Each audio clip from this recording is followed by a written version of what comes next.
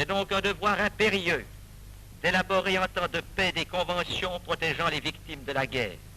Reconnaître ce devoir ne signifie pas que nous ne souhaitions pas ardemment que la guerre puisse être définitivement éliminée du destin de tous les peuples. 1945. La Deuxième Guerre mondiale s'achève avec plus de 50 millions de morts, dont une majorité de civils. Alors que se créent les Nations Unies et que s'entrevoit déjà la guerre froide, le Comité international de la Croix-Rouge mesure l'impérieuse nécessité de faire reconnaître aux États une protection particulière pour les civils. Réviser le droit de la guerre existant et créer une nouvelle convention de Genève pour protéger les civils, tels sont les impératifs du CICR. Mais l'institution vit des moments difficiles, tant au niveau financier que diplomatique. Une situation aggravée par les relations tendues avec l'un des grands vainqueurs de la Deuxième Guerre mondiale, l'Union soviétique. Malgré cette position délicate, le CICR parviendra à conduire des négociations à marche forcée qui aboutiront en 1949 à la signature de 4 conventions de Genève.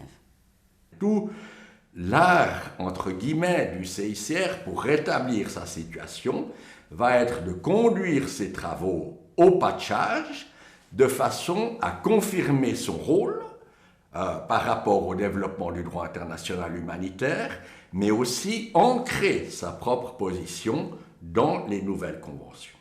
La cheville ouvrière, à ma connaissance, c'est très clairement Jean Pictet, c'est lui qui sera le maître d'œuvre, voilà, des processus de consultation qui déboucheront sur la révision des conventions de Genève, avec bien sûr une équipe autour de lui.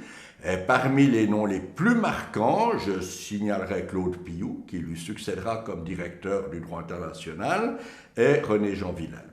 Il s'agissait, et c'est l'initiative de M. Pictet, de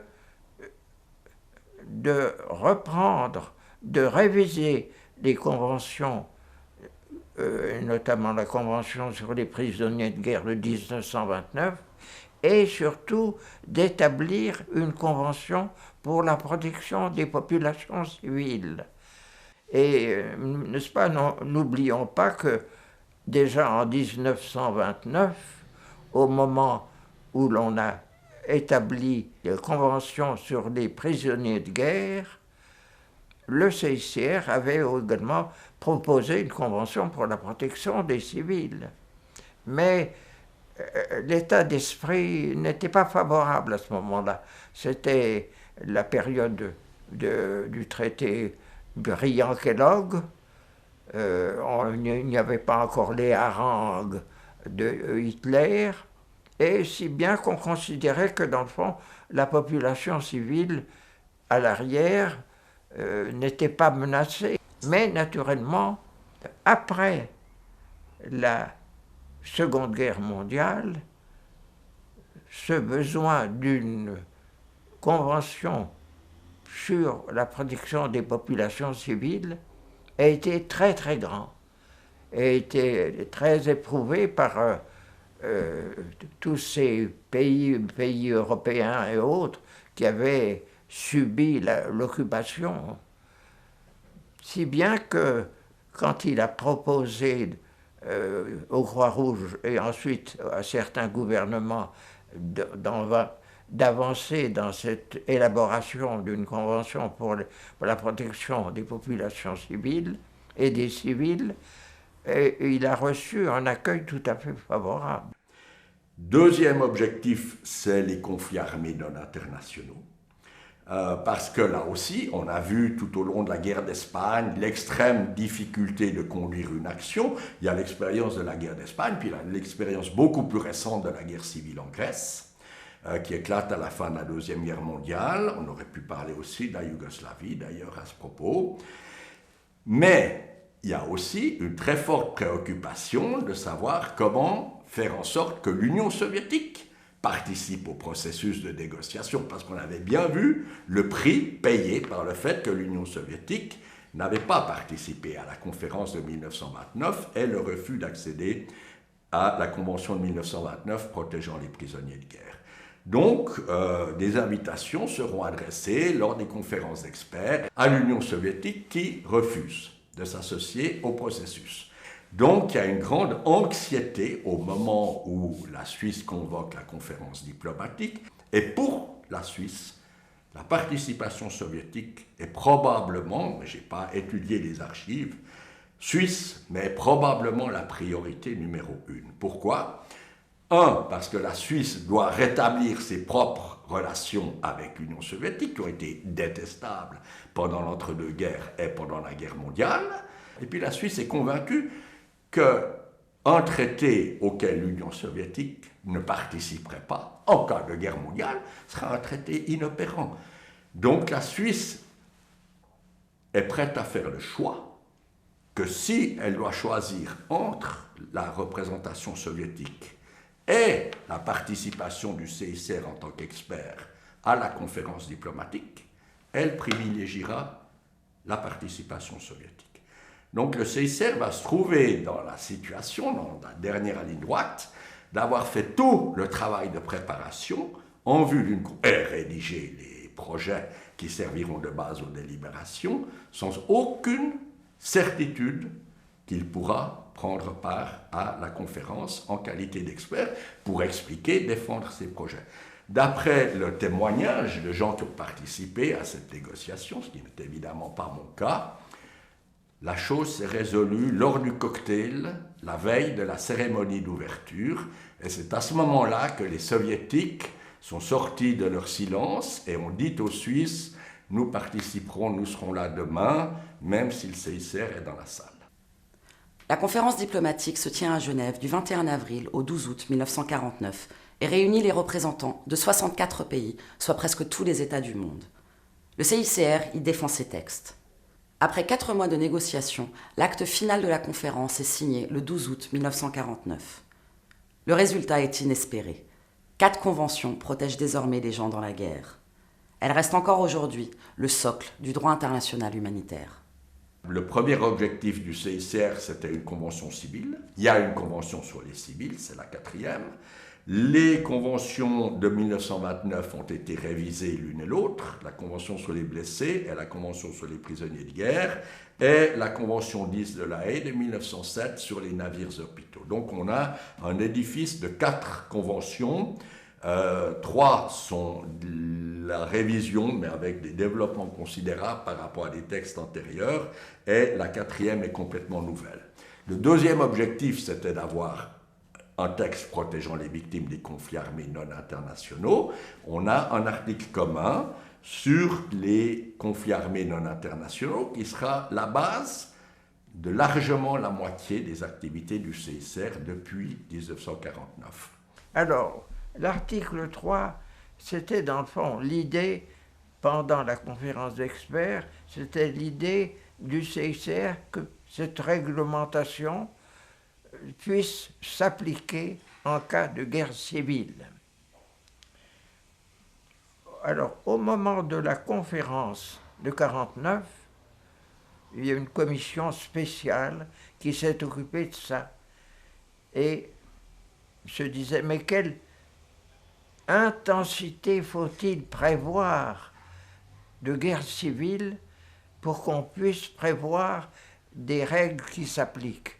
Ça ne peut pas être des troupes intérieures, mais quelle intensité doit avoir cette guerre civile pour qu'on puisse appliquer certaines règles? Et là, ils avaient beaucoup de peine à s'entendre, quand tout d'un coup est venue la proposition française, c'était le ministre Lamarle, c'était le juriste Cahen Salvador, qui ont dit il n'y a plus besoin de fixer l'intensité, il suffit de prévoir que certaines règles sont appliquées en cas de conflit non international. Le texte, c'est celui-ci, en cas de conflit non international surgissant sur le territoire d'une autre partie contractante, chaque partie au conflit devra appliquer un minimum de règles C'était en somme les droits de l'homme, le minimum des droits de l'homme pour ceux qui sont mis hors de combat. Cet article comportait aussi deux éléments extrêmement importants qui vont très au-delà de cela.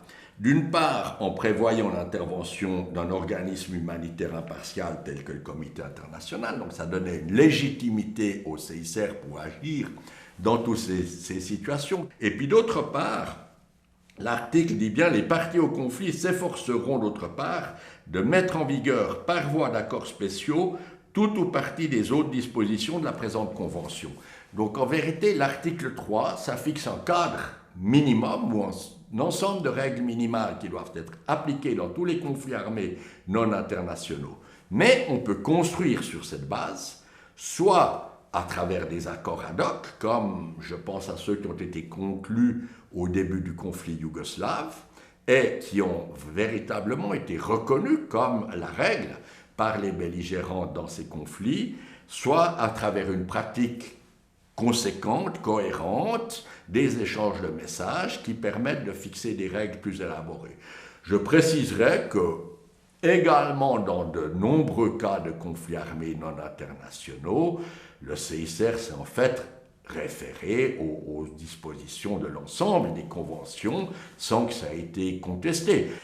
Le Comité international de la Croix-Rouge, je dirais dès 1949, dès l'adoption des 4 conventions, même si on a ouvert des bouteilles de champagne, certainement, parce que c'était un succès inespéré au moment où le CICR aborde la conférence de 49, il ne pouvait pas rêver d'avoir des textes aussi complets et que les États acceptent des engagements aussi précis que ceux qui sont consignés dans les conventions de 49. En vérité, il fallait le traumatisme effroyable de la Deuxième Guerre mondiale pour amener les États à se dire « jamais plus », pour adopter des règles qui, malgré tout, leur liaient les mains par rapport à l'avenir.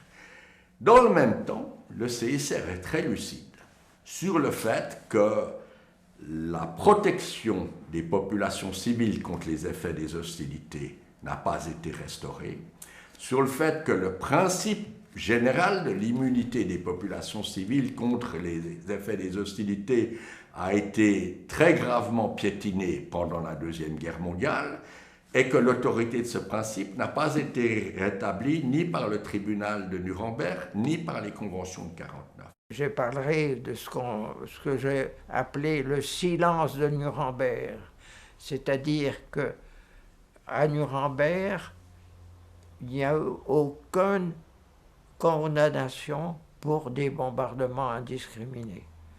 Et pourtant, les Allemands en ont fait, Coventry et les bombes volantes et d'autres. Mais on devait arriver à ce que le bombardement, l'attaque, disons, délibérée des populations civiles soit absolument prohibée.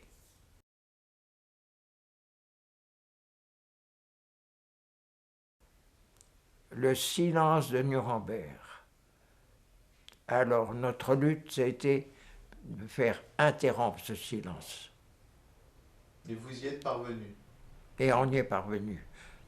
On y est parvenu, oui.